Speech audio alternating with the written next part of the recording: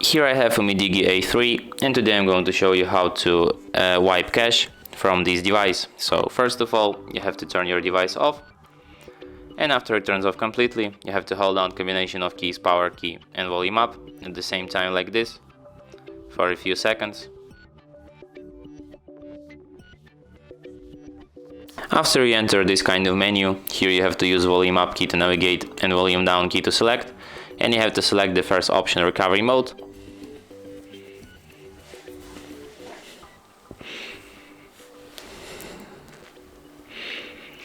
In the following menu, you have to use volume keys to navigate through the menu and power key to select options, and here you have to select option wipe cache partition and then confirm it by selecting yes. After you see the message cache wipe complete, you can select the first option, reboot system now, and after that your device will be restarted as usual.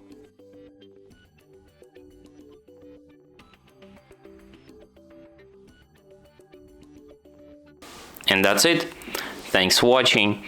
If you find this tutorial useful, don't forget to hit that like button and subscribe to our channel.